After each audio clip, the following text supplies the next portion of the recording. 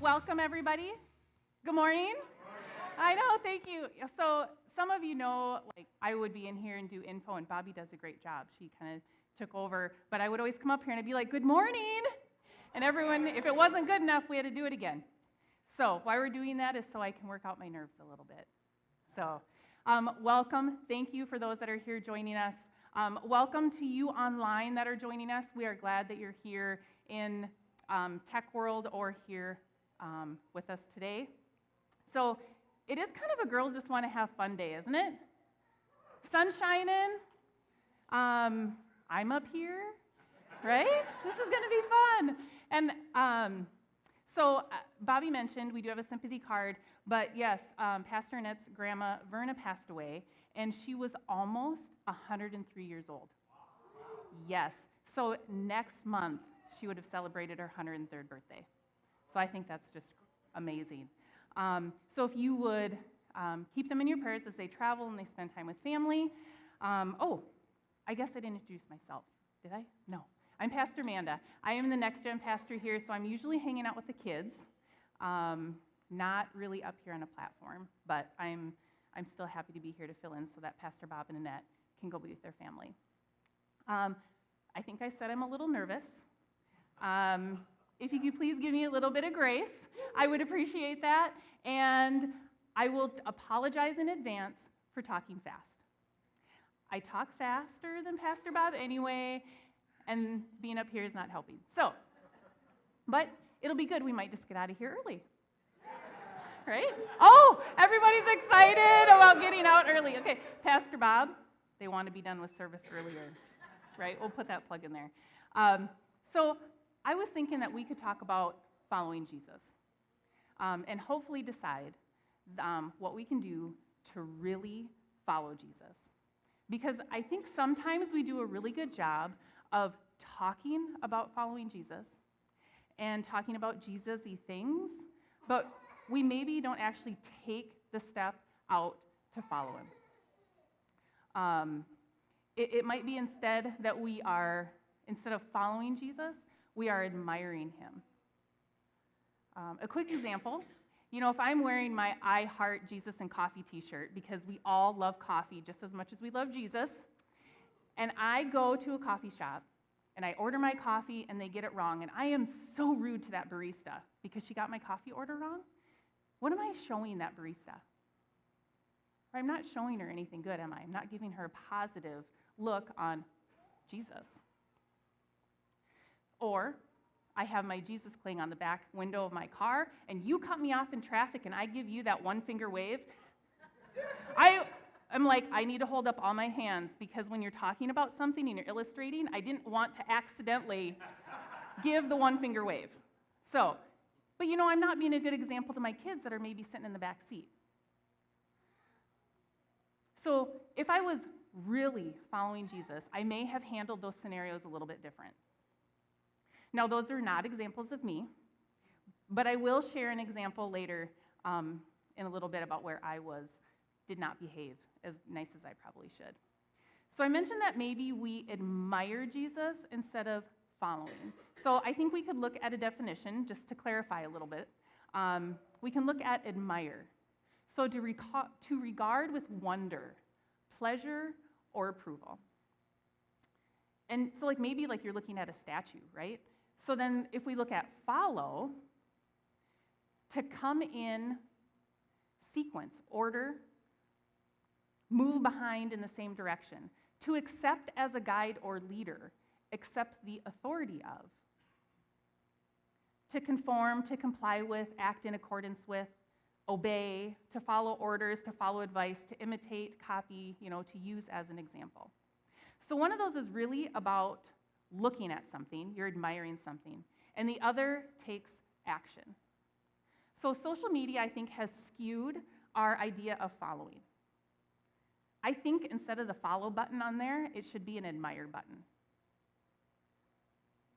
There isn't a commitment or an action to following someone on social media. As a matter of fact, you can unfollow them with a click of a button too, because that person said or posted something that you don't agree with, and you click unfollow. Really, we are unadmiring. they don't have our approval anymore. But now if we were truly following, I will say, an influencer, and maybe some of you don't know, you've heard the term influencer. Social media has influence on there, like they make money for inspiring you to buy products and think the same as they do. If we were following that influencer, we would start dressing like them. We would maybe buy the same products as them. What else might we do? We maybe start talking like them. We start trusting what they say. We start trusting who they follow. So we might want to make sure who we follow upholds the same values that we do.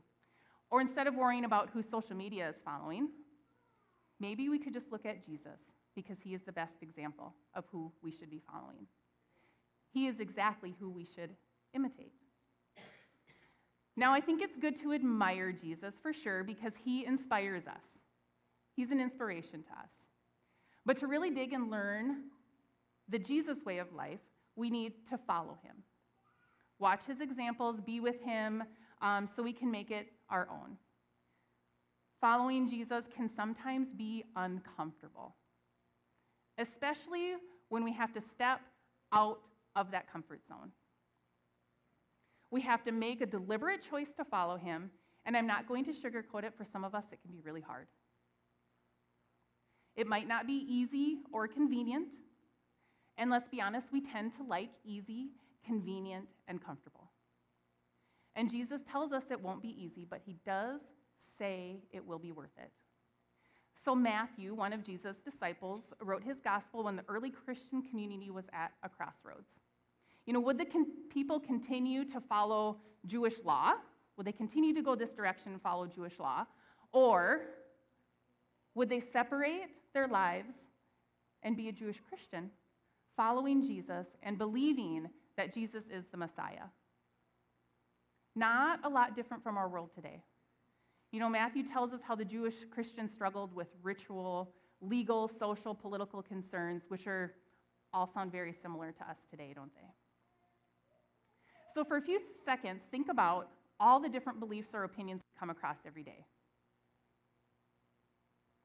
I don't have a list, but I think we could sum up some of the differences with people who are following their own truths,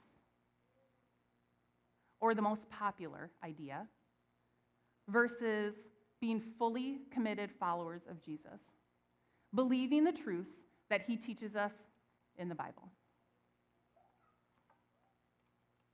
So in Matthew 16, verses 24 through 26, we see that Jesus said to his disciples, "If any of you wants to be my follower, you must give up your own way, take up your cross, and follow me. If you try to hang on to your life, you will lose it.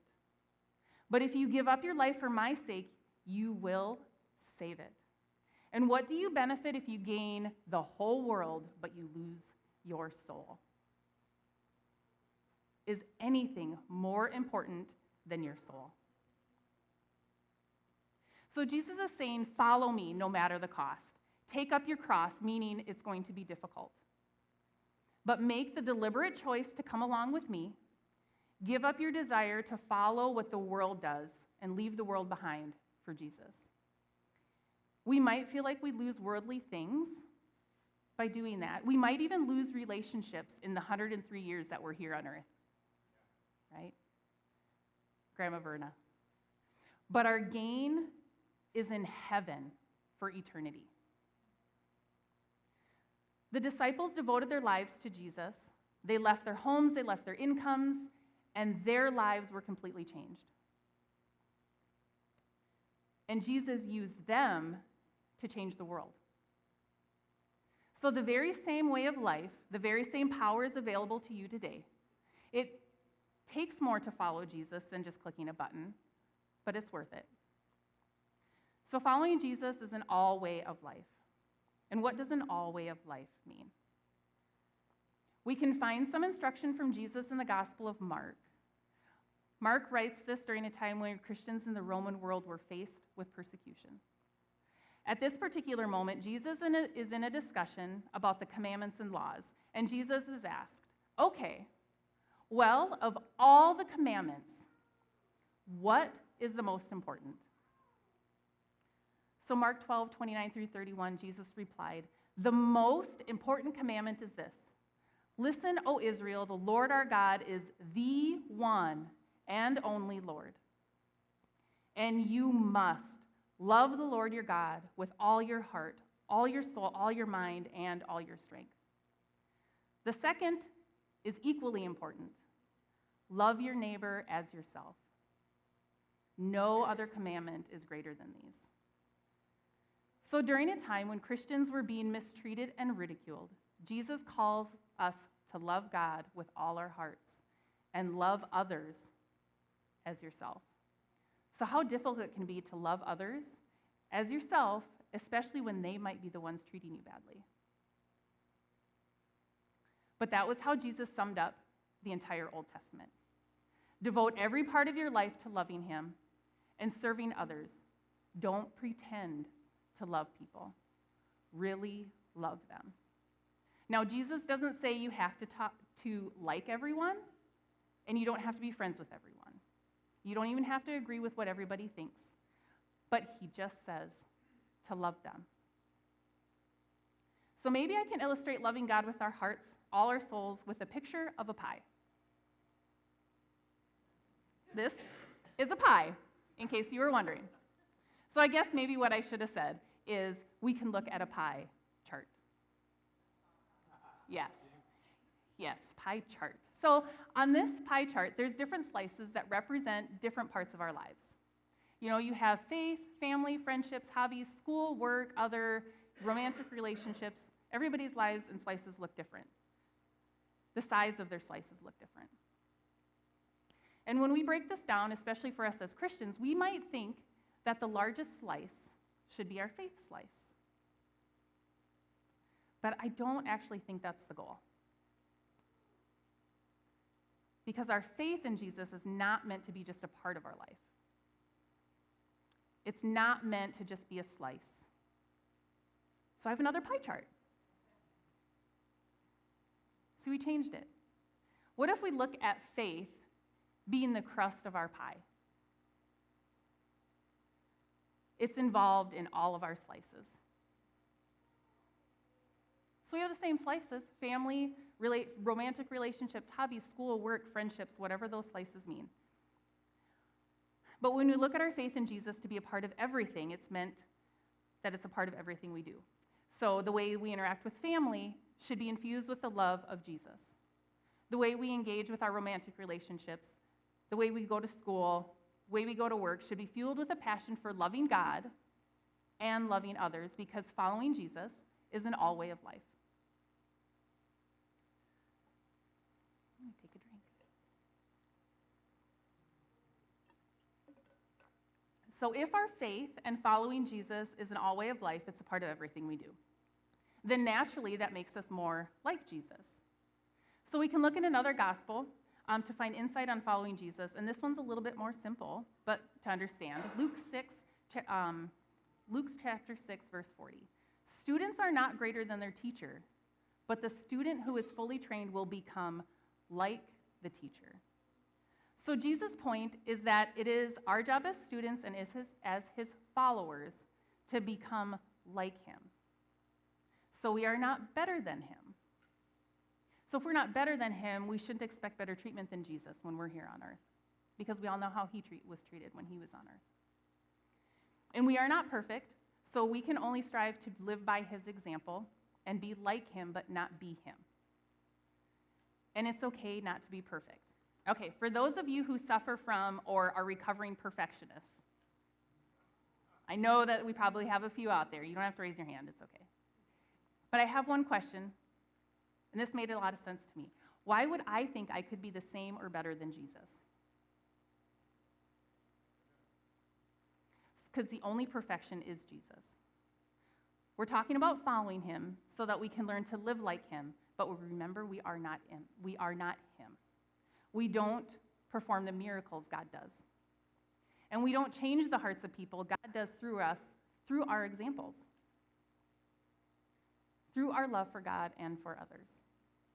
So if I'm standing up here talking about being like Jesus and I don't behave the same way away from church, what am I showing a non-believer?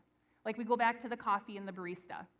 If she's a non-believer and I'm wearing my shirt that says Jesus and coffee and I treat her bad, why would that change her mind? Would that change her mind to be a believer if I treated her poorly? No, probably not. Okay, here's where I admit where I behaved badly. You guys all ready for this? It involves hockey. I know some of you are surprised. So on Monday, January 15th, I was really frustrated. It was after one of Izzy's hockey games, and the refs did a really poor job. And I'm not just saying that. I'm not justifying that we lost the game. They did not do a fair job reffing, in more than just my opinion. So I went to the restroom after the game, and there was another Laverne hockey mom in there. And we were, sharing our frustrations. And I was like, hey, the 6 out of 8 games that they've won have been at home. Well, no matter they win when they're at home, the refs favor them. Okay, now keep in mind, there's no door on the restroom. And it's in a hallway where everybody else is waiting for their kids to come out from the locker room. Now, I didn't have my Jesus and coffee t-shirt on, but I did not behave in a good way.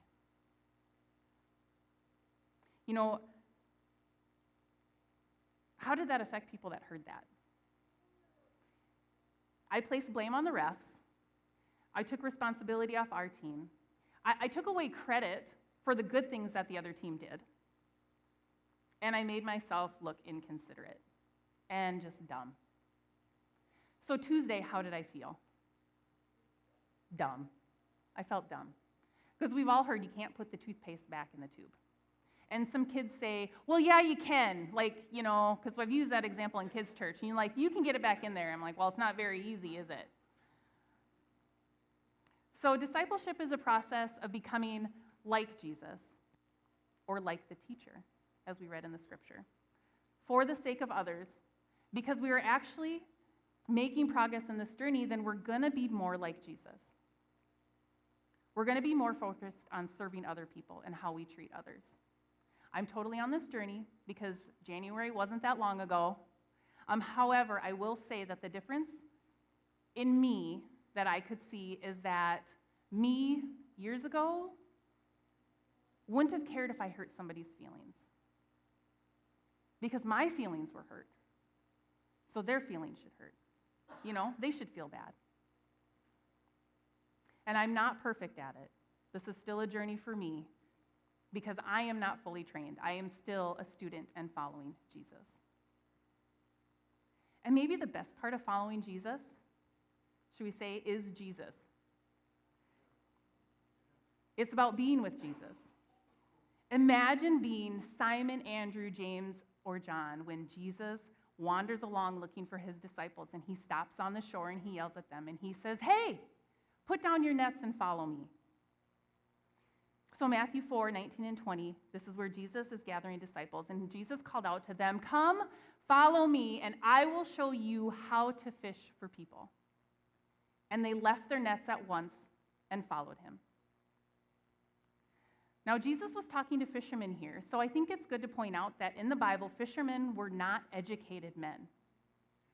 They were not scholars, they were not wealthy, they were ordinary, hardworking men. So don't think that you aren't worthy of spending time with Jesus. We could think about being with Jesus as a sports team. If you sign up to be on a sports team, but you skip practice and you skip the games, you're kind of missing out on the best part of being on that team. Jesus is the most committed teammate that you will have. He is interested in you always. And he is inviting all of us to this life with him. He says, come, follow me. Come join my team. Being a part of a team involves other people. So following Jesus always involves other people. Jesus assembled a group of 12 disciples, not one. Most of them strangers. I'm assuming that after 3 years being together, they probably were more like family. And Jesus wants that for all of us. He wants us to have relationships with people, whether it's your blood family, whether it's your friends that become like family, a family of God's people pursuing God's mission. So if you watch church on TV, and it's a great alternative. I mean, we are live streaming, so I think it's a great alternative when you can't make it to church. But that doesn't fulfill your relationship with the people if you're watching it from your computer. So being physically together to love each other, to hold each other accountable, and to check in and say, hey, how are you doing? And you get the joy of serving those other people. When you come here on Sunday mornings, or meet with a Bible study group, you attend retreats, you meet someone for coffee, you are around other people. So why not be around other Jesus followers?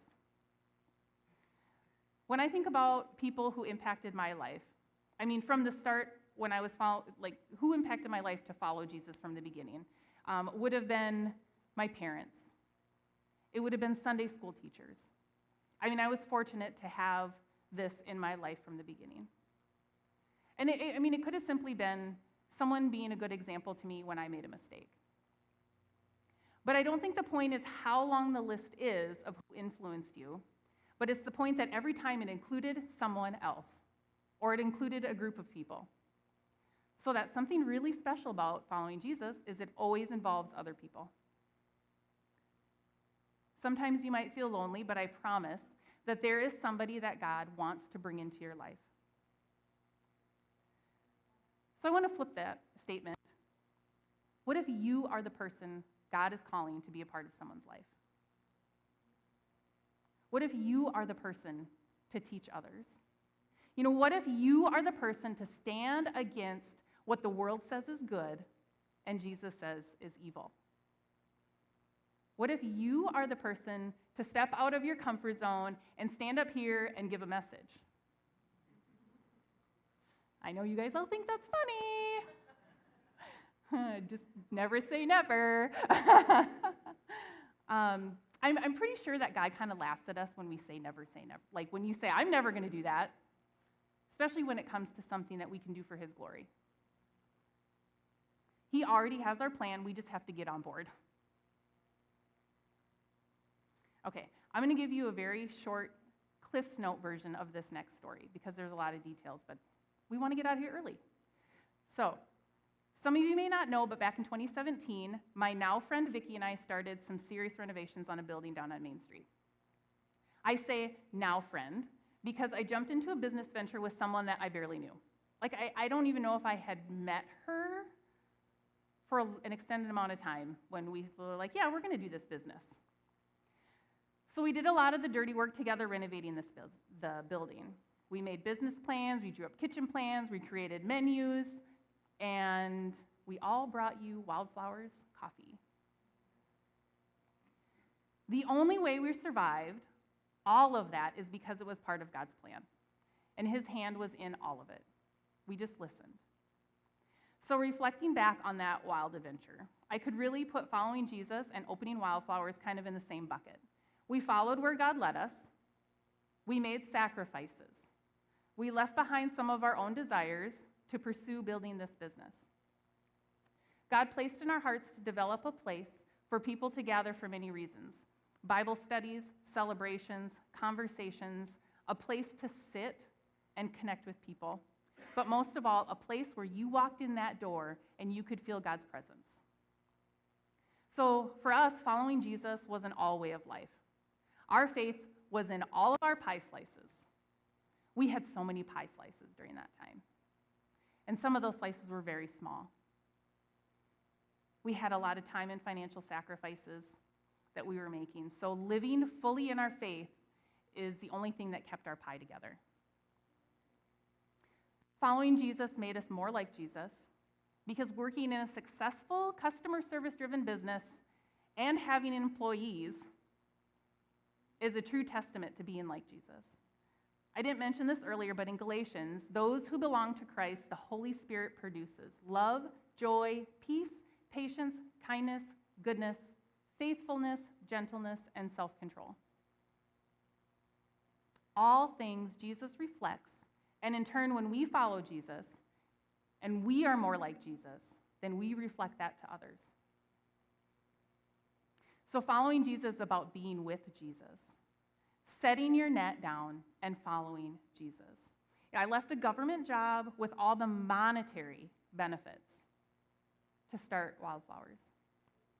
So thankfully, my husband is almost as crazy as me, and he supported this change. But in the moment, I didn't realize I was setting down my net.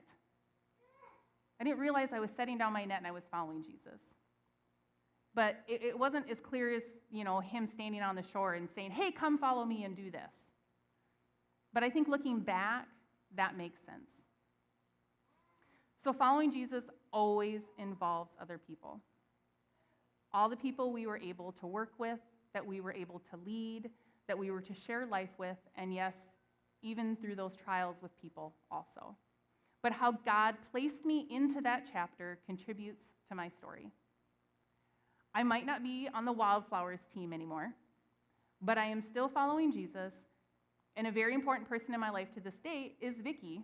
Yes, our friendship bloomed, pun intended, haha, and it survived. We're still really good friends.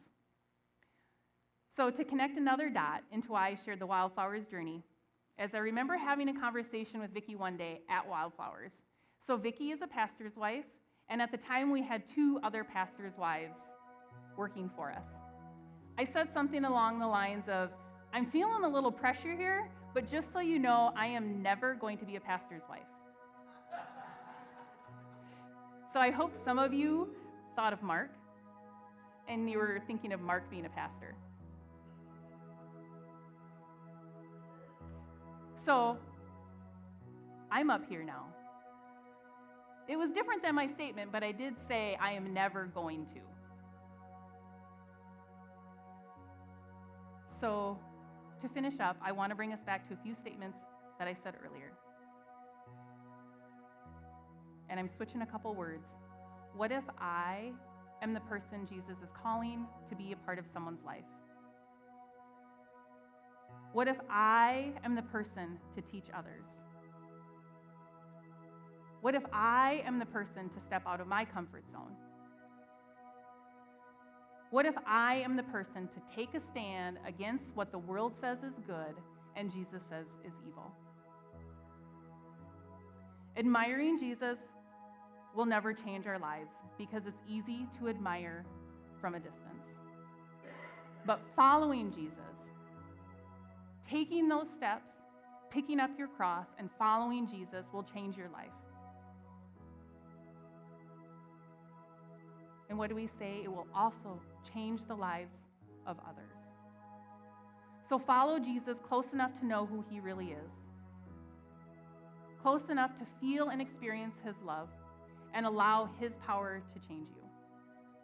And allow him to use you as his servant to change the lives of others. It's not just a click of a button like social media portrays. It takes action. So we stand firm in our faith.